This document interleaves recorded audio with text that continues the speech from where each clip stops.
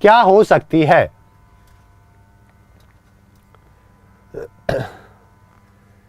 ठीक है, आंसर करो भाई।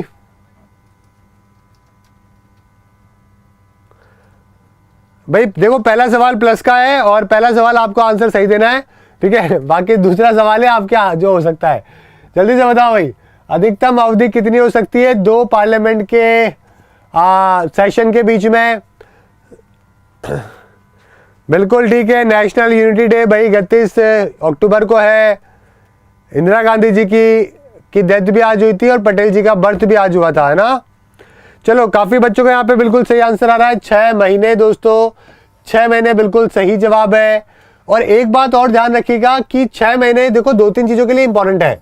एक तो हो गया ये वाला क्वेश्चन, एक हो गया जो अपने प्रेसिडेंट होते हैं ना, उनकी स्पीच जो होती है, उनका भी मैक्सिमम टाइम जो है वो 6 महीने होता है, उसके बीच में उनको स्पीच देनी पड़ती है, समझ गए ना। तो ये 2 बातें आपको यहाँ पे ध्यान रखनी है, और एक ये सेशन आपके पार्लियामेंट के हो ही गए। तो ये 2 सवाल यहाँ से बन सकते हैं।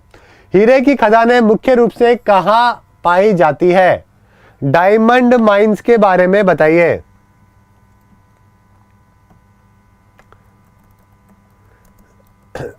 जल्दी से बताइए भाई, डायमंड माइंस बताइए, डायमंड बिस्किट नहीं है। गाने गाने लग जाओ, diamond biscuit diamond biscuit. Answer करो भाई, इंडिया में कहां पे मिलेगी आपको? देखो, कुल्लूर माइन का नाम आपने सुना है क्या? गोलकुंडा डायमंड्स के लिए काफी फेमस है। इसके अलावा एक पन्ना करके भी है। कुल्लूर जो है, लिख देता हूं मैं आपके लिए, नाम याद रहेगा तो पेपर में भी आएगा, डायरेक्टली सवाल है जो कि पूछते हैं, कुल्लूर माइन।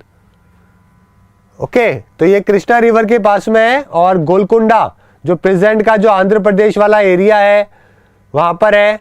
काफी सारे लार्ज डायमंड है यहाँ पे, गोलकुंडा डायमंड्स जिनको अपन कहते हैं। ओके, चलो, तो यहाँ पे देखो आंसर आपका वैसे हो जाएगा मध्य प्रदेश। मध्य प्रदेश आपका यहाँ पे बिल्कुल सही आंसर होगा, क्योंकि मेजरली अगर मैं बात करूँ तो पन्ना माइन का नाम आपने सुना होगा। एक पन्ना करके एक एरिया है मध्य प्रदेश के अंदर, वो बहुत ज्यादा फेमस है डायमंड माइन के लिए। ठीक है, समझ गए मेरी बात? तो ये आपको ध्यान रखना है। चलो, अगला सवाल है, मलेरिया एक ऐसी बीमारी है जो डैश को प्रभावित करती है। मलेरिया किस चीज को प्रभावित करती है? जल्दी से बताइए। मलेरिया, आंसर करो भाई, मलेरिया को लेकर।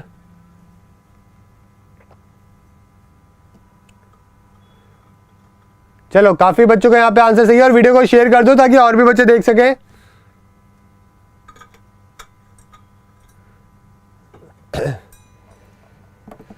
जल्दी से बताइए। दुनिया में 4 लाख से लेकर 7 लाख लोगों की डेथ होती है बिकॉज ऑफ मलेरिया, समझ गए ना। फीवर होता है, हेडेक होता है, वॉमिटिंग होती है, काफी प्रॉब्लम होती है, और ये आपके लिवर को इन्फेक्ट करती है। तो ये आपका यहाँ पे बिल्कुल सही आंसर होगा दोस्तों, ध्यान रखिएगा। ठीक है, और सिंगल सेल्ड एक माइक्रो ऑर्गेनिज्म होता है प्लाज्मोडियम ग्रुप का, इसको बोलते हैं एनोफिलिस मॉस्किटो, फीमेल होती है ना। जो मॉस्किटो जो काटने वाली होती है, आपको मालूम है ना, वो फीमेल ही होती है वैसे तो। इसका नाम होता है एनोफिलिस। ठीक है, एनोफिलिस मॉस्किटो होते हैं, और पैरासाइट इंट्रोड्यूस करते हैं अपने मॉस्किटो के सलाइवा में से ह्यूमन के ब्लड के अंदर, और ये अपने लिवर में ट्रेवल करता है, वहां पे मैच्योर होता है, रिप्रोड्यूस होता है, और फिर इन्फेक्ट करना चालू करता है। ठीक है, चलो आगे बढ़ते हैं अगले सवाल की तरफ। भारत में पहली रेलवे लाइन कब खोली गई थी? जल्दी से बताओ भाई।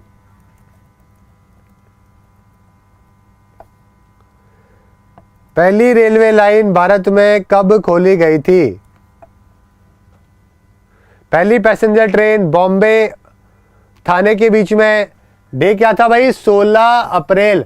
अरे भाई, रेलवे से संबंधित सारे क्वेश्चन करवा रखे हैं, उसके बाद में भी कुछ बच्चे गलत कर रहे हैं।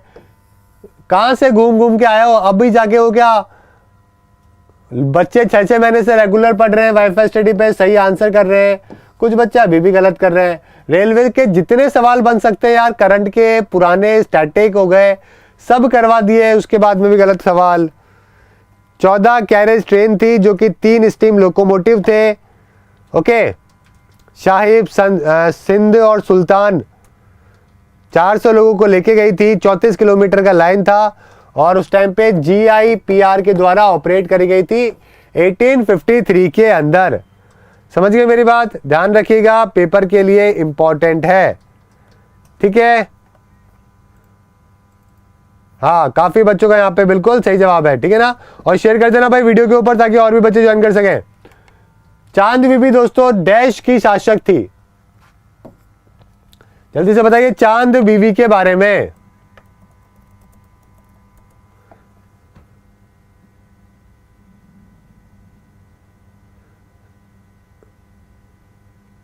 जल्दी से बताओ भाई। चांद बीबी इंडियन मुस्लिम वॉरियर थी और कहां पे? बीजापुर और अहमदनगर, जो कि प्रेजेंट है आपका महाराष्ट्र वाला एरिया।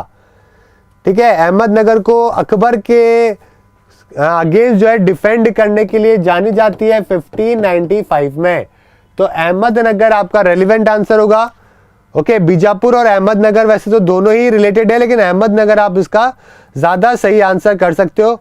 हुसैन निजाम शाह की बेटी हुआ करती थी। क्या नाम था इनके फादर का? नाम हुसैन निजाम शाह प्रथम ऑफ अहमदनगर की। ठीक है, समझ गए मेरी बात? अरेबियन, पर्शियन, काफी सारे लैंग्वेजेस है, मराठी, कन्नड़।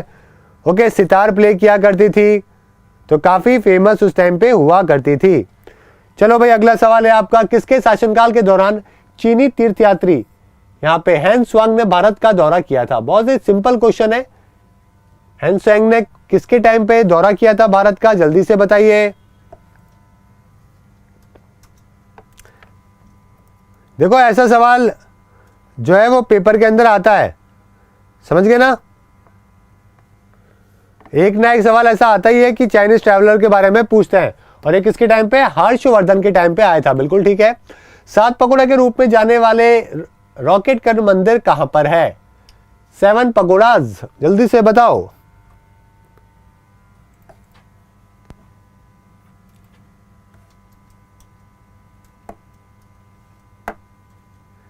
जल्दी से बताओ भाई। एक बच्चा बोल रहा है कितने बड़े बड़े नाम होते थे, हुसैन, निजाम शाह प्रथम। छोटे नाम नहीं होते थे भाई, छोटे नाम नहीं थे पहले। काम बड़े, नाम भी बड़े।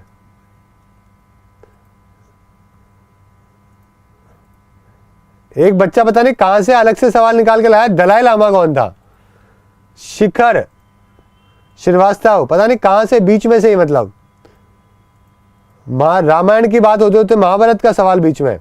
चलो ठीक है, यहां पे देखो आपका आंसर महाबलीपुरम बिल्कुल सही है दोस्तों, ये आपका बिल्कुल सही आंसर है। ठीक है, किस वर्ष में भाषाई आधार पर राज्यों का आयोजन किया गया था? लिंग्विस्टिक बेसिस के ऊपर स्टेट को ऑर्गेनाइज कब किया गया था? जल्दी से बताओ भाई।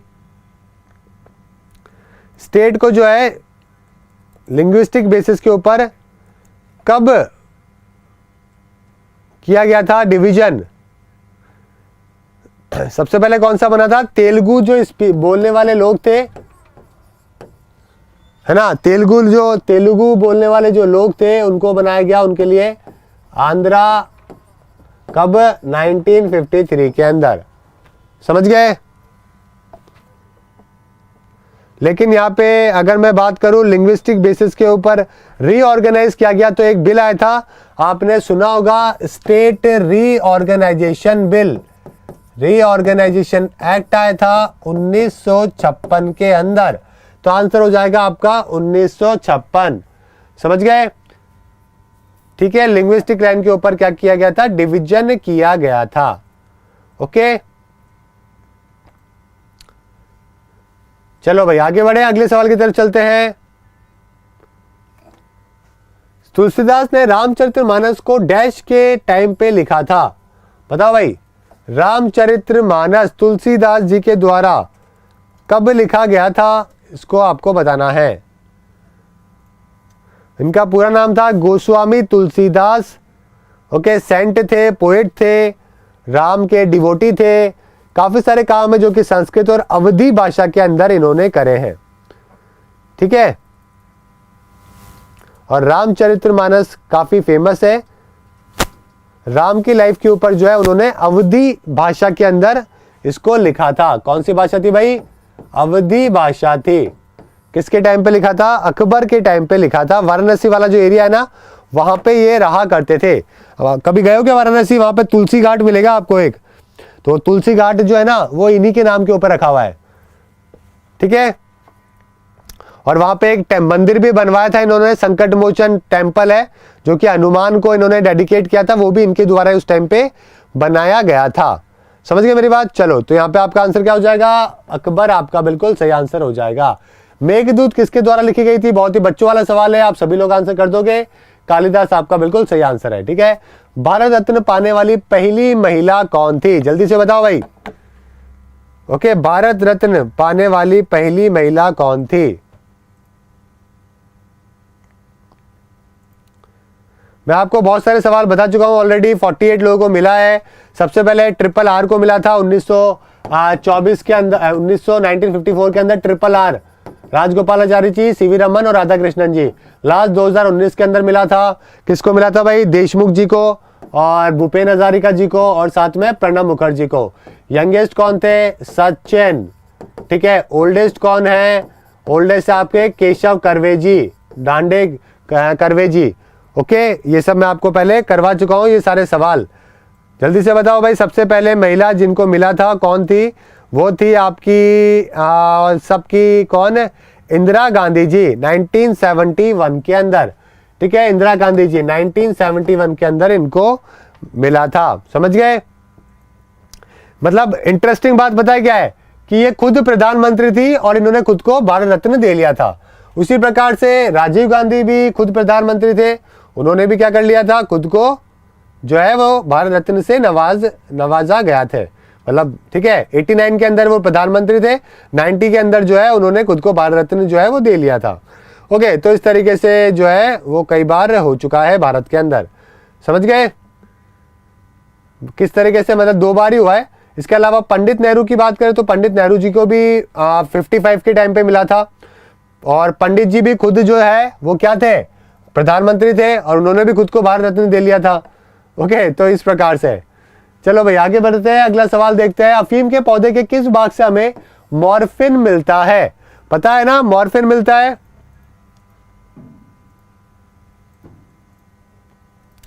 जल्दी से बताओ भाई।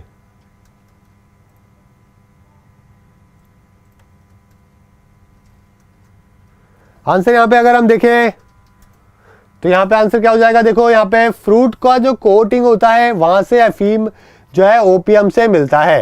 निम्नलिखित में से कौन भारत के सबसे बड़ा बायोस्फीयर रिजर्व है? काफी बच्चे इसका गलत आंसर करेंगे, जल्दी से बताओ भाई।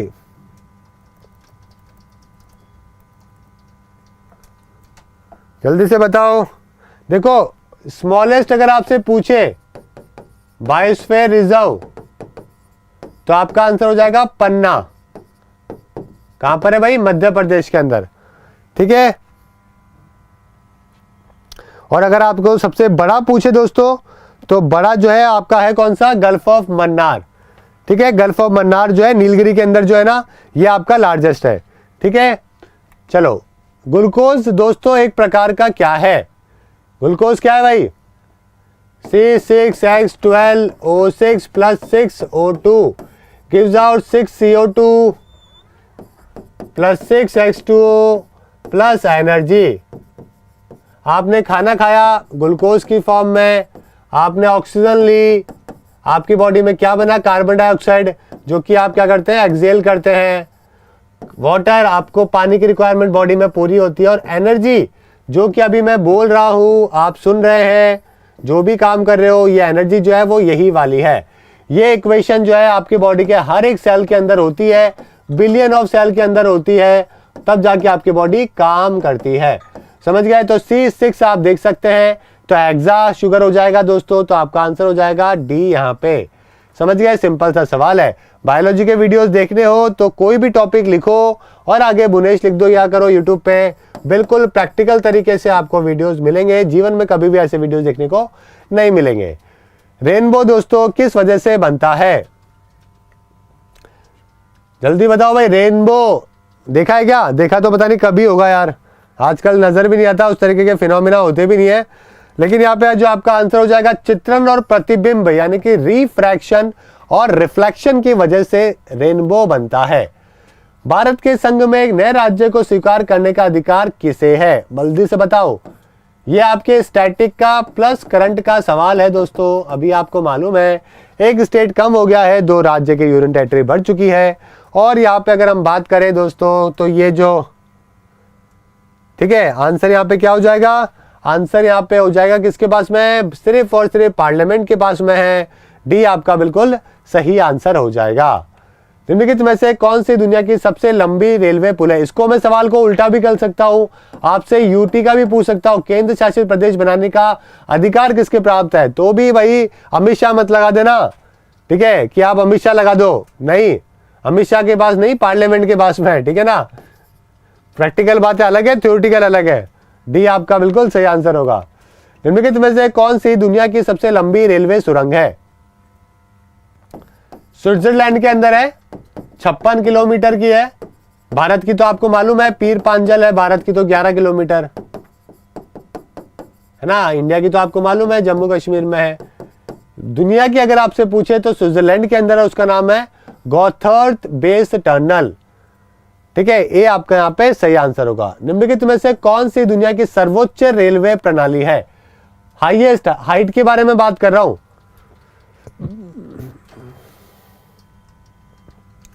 ठीक है। आंसर यहां पे क्या हो जाएगा? आंसर यहां पे हो जाएगा आपका दुनिया के जो है वो है चाइना का एरिया है दोस्तों, क्विंगजैंग रेलवे, जो कि सबसे ऊंची हाइट के ऊपर माना जाता है, ठीक है, ध्यान रखिएगा। निम्नलिखित में से कौन सी रेलवे लाइन तट के साथ दृश्य पैदा करते हुए अरब सागर के समांतर चलती है? अरेबियन सी के पैरेलल में कौन सी चलती है? ये रहा आपका अरेबियन सी, ये अपना इंडिया, ये बे ऑफ बंगाल। यहां पे पैरेलल कौन सी चलती है भाई? यहां पे चलती है अपनी कोंकण रेलवे, ठीक है। तो आपका आंसर क्या हो जाएगा? बी आपका बिल्कुल सही आंसर है, जो कि कोंकण रेलवे है, जो कि आपको ध्यान में रखना है, ठीक है। महाराष्ट्र और कर्नाटका इस वाले एरिया में चलती है। 1998 के अंदर है जो कि कोंकण रेलवे की शुरुआत है, जो कि करी गई थी। नियर बाय कोई 750 किलोमीटर के आसपास का रूट है, 770 से लेकर 750 किलोमीटर के आसपास का इसका टोटल रूट है, समझ गए। 100 या 110 किलोमीटर के आसपास की स्पीड है जो कि इसकी चलती है। और हेडक्वार्टर कहां पर है भाई? नवी मुंबई, महाराष्ट्र के अंदर जो है इसका हेडक्वार्टर है, ठीक है ना। पहली बार पैसेंजर ट्रेन जो कोंकण रेलवे की जो चली थी वो तो वैसे 1993 में चली थी वैसे तो, लेकिन प्रॉपर तरीके से जो है वो 1998 के अंदर ही उसको ओपन किया गया था, समझ गए मेरी बात। चलो आगे बात करते हैं अगले सवाल की तरफ। निम्नलिखित में से कौन सी दुनिया की सबसे व्यस्त मेट्रो प्रणाली है? मतलब ऐसी व्यस्त है कि आदमी जो है वो चिपक के जाता है एकदम, मतलब पूरी ट्रेन के अंदर है ना, मतलब आदमी अपनी अगर सोचे ना कि भाई एक उंगली को भी हिला लूं अगर मैं, तो भाई वो भी नहीं हिला सकता, इतनी बिल्कुल पैक होके जाती है। मतलब बिल्कुल आपको लगता है कि भाई दिल्ली में ही है, तो भाई दिल्ली के अलावा भी भयंकर है। कभी यूट्यूब पे वीडियो देखना टोक्यो सबवे का, टोक्यो सबवे जापान, ठीक है, आपको पता लग जाएगा किसको बोलते हैं भीड़ भाड़। ओके, टोक्यो सबवे जापान आपका सही आंसर।